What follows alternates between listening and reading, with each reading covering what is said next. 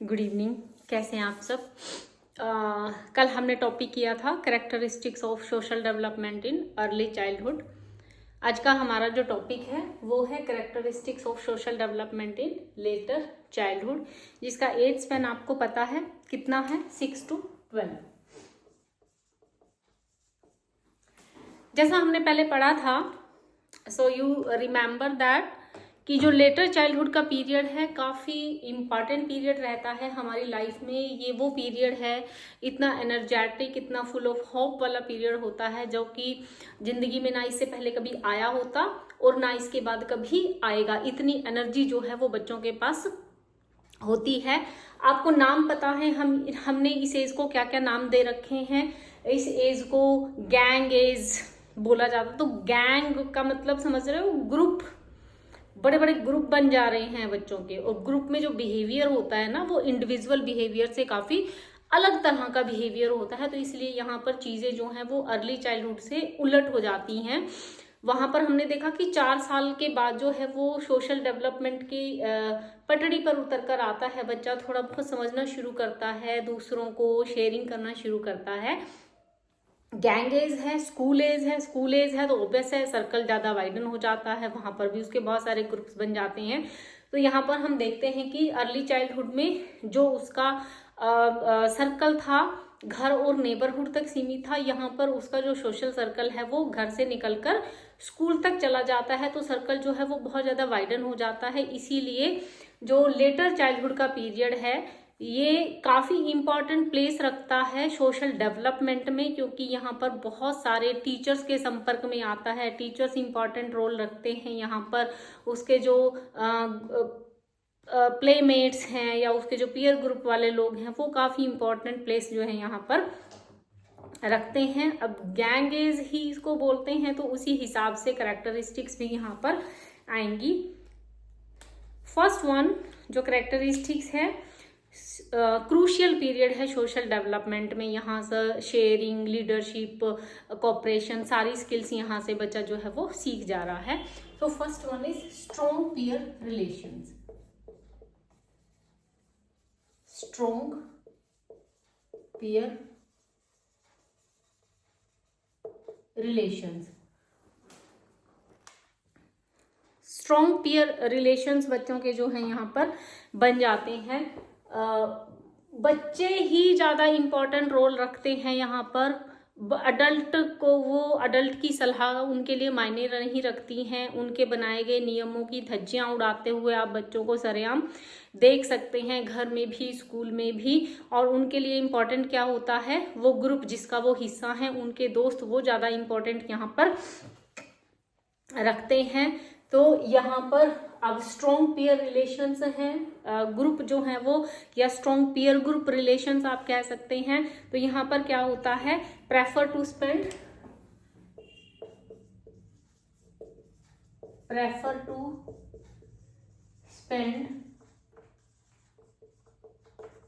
More time with friends than family. परिवार की बजाय दोस्तों के साथ समय बिताना ज्यादा पसंद करता है। ये वो समय है जहां पर बेस्ट फ्रेंड, आपने ऐसे भी याद किया होगा ना 6ठी 7वीं में जब आप रहे होंगे, तो उससे पहले भी बेस्ट फ्रेंड का ऐसे हम याद करते थे कि वो मेरा बेस्ट फ्रेंड है, क्यों है, क्या है। तो यहाँ पर ये एक कॉमन सा एक कहीं की कल्चर चल निकलता है बच्चों के अंदर, ये मेरा बेस्ट फ्रेंड है, वो मेरी बेस्ट फ्रेंड है।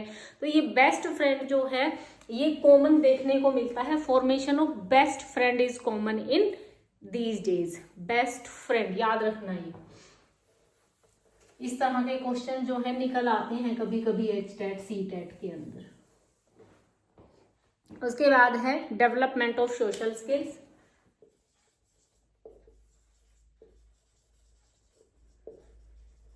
डेवलपमेंट ऑफ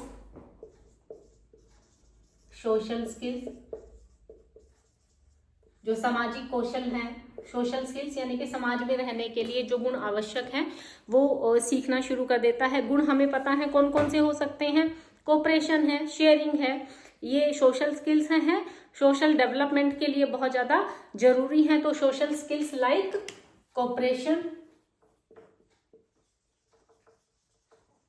शेयरिंग, शेयर करना एक दूसरे के साथ, ये सीख जाती हैं। तो कोऑपरेशन और शेयरिंग जो है वो डेवलप हो जाती हैं इस उम्र में। और बच्चा जो है, children learn the appropriate ways to communicate with groups. और क्या सीखता है? कोऑपरेशन सीखता है, शेयरिंग सीखता है and learn appropriate ways to communicate किसके साथ? With groups. जो उसका समूह है, जिस समूह का वो मेंबर है, उस समूह के लोगों के साथ सही तरीके से बातचीत करना वो सीख जाता है, अपनी बात को रखना शुरू वो कर देता है। नेक्स्ट वन, अब क्योंकि गैंग एज है, मैंने आपको जब लेटर चाइल्डहुड का पीरियड पढ़ाया था तो ये मैंने बताया था कि रेडल कहते हैं letter childhood is the period when even the nicest children start behaving in an awful manner. यानी कि लेटर चाइल्डहुड जो है वो पीरियड है, वो अवस्था है जिसमें सबसे अच्छे बच्चे भी बहुत खराब तरीके से बिहेव करना शुरू कर देते हैं। वो ऐसा हमें लग रहा है कि वो खराब तरीके से बिहेव करना शुरू कर रहे हैं। They are following the policy of their group. उनके साथ रहना है, वो जैसे कह रही हैं वैसे करना है। हमारी बातें उनके इंजॉयमेंट के रास्ते में रुकावट हैं। हम सैंक्शंस लगाते हैं बिहेवियर के ऊपर, इसीलिए वो हमारी बातों को क्योंकि मानने से मना कर रही हैं। तो हमें लगता है कि बच्चा पहले तो बहुत ठीक था, अब अचानक से क्या हो गया है उसको। तो कुछ कैरेक्टरिस्टिक्स जो हैं उस तरह की यहाँ पर देखने को हमें मिलती हैं। Complaints of disobedience are highest. Complaints of disobedience are highest. Disobedience मतलब वो आपकी आज्ञा का पालन नहीं कर रहा है, और ये दोनों जगह पर हो रहा है। स्कूल में टीचर्स कंप्लेन करते नजर आते हैं, ये बच्चे ऐसे हैं, बिगड़ गए हैं, बात नहीं मानते हैं, काम नहीं करते हैं, दोस्तों के ही साथ रहते हैं, सारा दिन हुड़दंगबाजी करते हैं, एनर्जी बहुत ज़्यादा है ना उनके अंदर। तो घर पे माँ बाप का भी यही हाल है, वो भी इसी तरीके से कंप्लेन करते हुए नजर आते हैं। और इसके अलावा और क्या होता है? दिस इज द, अब ओबीडियंस है, डिसओबीडियंस है, पीरियड ऑफ, इसी से मिलता जुलता है, period of peak unruliness. Period of peak unruliness both at home and school. भाई नियमों की, ग्रुप में जो बच्चे ज़्यादातर रहते हैं वो नियमों का पालन नहीं करते हैं। तो घर पे भी और स्कूल में भी अनरूलीनेस बहुत ज़्यादा है, नियमों का पालन करते नहीं हैं।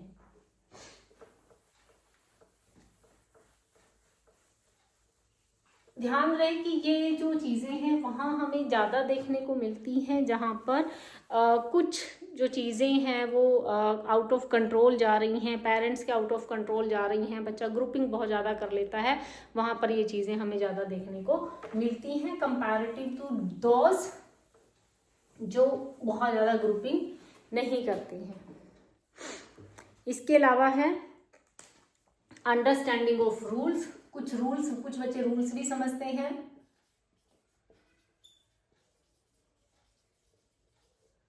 अंडरस्टैंडिंग ऑफ रूल्स, जैसे कि मान लिया पीरियड लग रहा है उनका मैथ का, और साइंस वाला टीचर पहुंच जाए तो वो क्या कहते हैं, नहीं नहीं जी हमारा तो मैथ का पीरियड है, साइंस का नहीं है, साइंस का तो हमारा वो वाला लगता है। उनको पता है कि जो ये टाइम टेबल है ये एक सिस्टम से चलता है।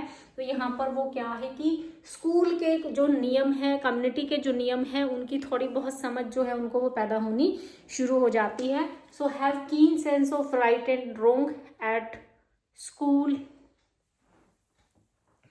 have keen sense of right and wrong.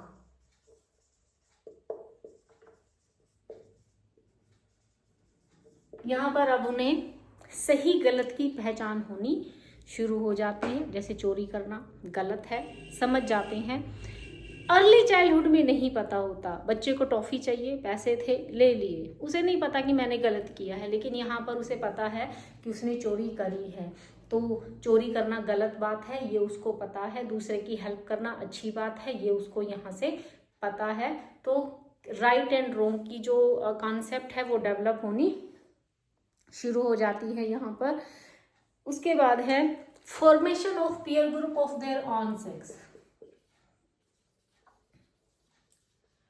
Formation of, ये भी इंपॉर्टेंट पॉइंट है यहाँ पर। Formation of peer group of their own sex, यानी कि लड़के और लड़के इकट्ठे खेलना पसंद करते हैं, लड़कियां और लड़कियां इकट्ठे खेलना पसंद करती हैं। सच कहें तो ये इस उम्र में क्या होता है कि एक दूसरे के जैसे दुश्मन से बन जाते हैं, कुछ इस तरह का। हालांकि आजकल का जो सिचुएशन है वो बहुत अलग हमें देखने को मिल रहा है। मोबाइल का इतना एक्सपोजर है, पेरेंट्स, मैं सच कहूँ तो माँ बाप अपने बच्चों का इससे ज़्यादा बुरा कर ही नहीं सकते कि वो उनके हाथ में फ़ोन थमा रहे हैं, किसी भी नाम पर थमा रहे हैं, और हम देख ही नहीं रहे हैं बच्चा क्या कर रहा है फ़ोन में। According to us, phone should not be given to child for any purpose. किसी भी पर्पज़ से बच्चे को फ़ोन देना ही नहीं चाहिए। घर में इस तरह की चीज़ें बच्चे के साइट से दूर रखने की ज़रूरत है, जो कि इस उम्र में उन बच्चे को पता नहीं लगनी चाहिए।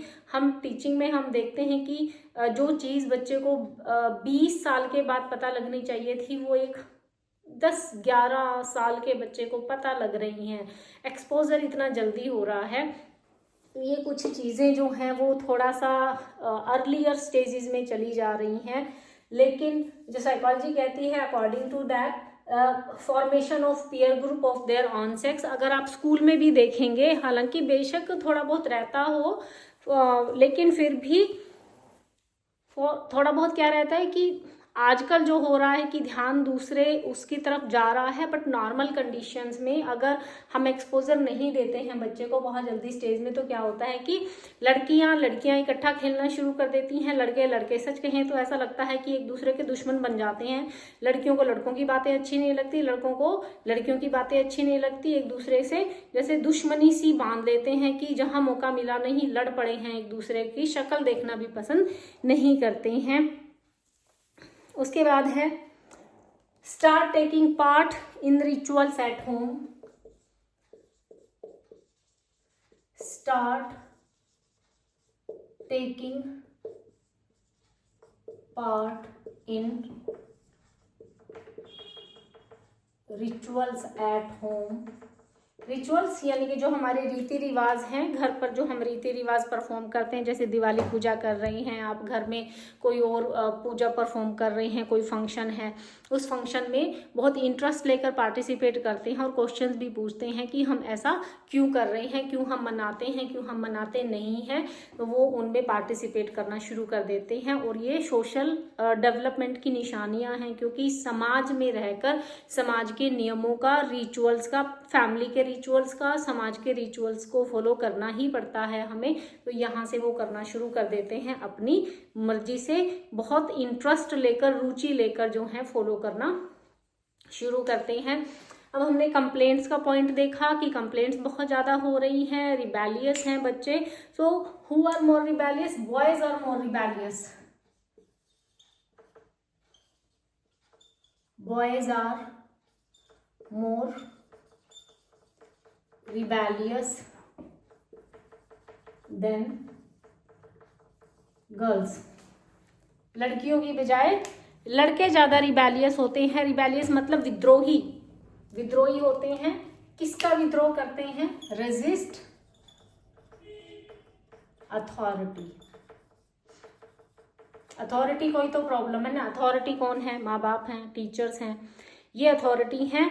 तो इनका विरोध करते हैं, इनकी बातों का विरोध करते हैं, क्योंकि इनकी बातें इनके इंजॉयमेंट में दखल डालती हैं, इनकी ग्रुपिंग में दखल डालती हैं। तो ये जो हैं रिबेलियस ज़्यादा होते हैं बजाय कि गर्ल्स के। गर्ल्स इसलिए नहीं होती हैं क्योंकि सोशल अपब्रिंगिंग कुछ इस तरह की होती है, लड़कों को फ्रीडम थोड़ी ज़्यादा मिलती है, घर से रहने को बाहर ज़्यादा मिल जाता है, लड़कियों को नहीं मिलता है। वो boys are more rebellious than the girls. ये कुछ एक जो है पॉइंट्स हैं जिन्हें आप पेपर में एज इट इज़ लिख देंगे। बहुत ज़्यादा अगर आप एक्सप्लोरेशन नहीं भी करेंगे देन इट्स ओके।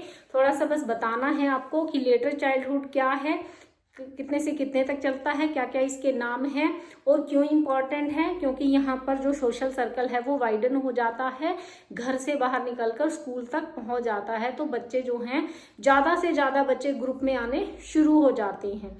अर्ली में नैरो था, यहाँ बहुत वाइडन है, इसके बाद जाके फिर से नैरो हो जाता है, पर यहाँ पर ग्रुप की इम्पॉर्टेंस बहुत ज़्यादा होती है। ठीक है, ओके, समझ में आ गया आपको? Okay, thank you.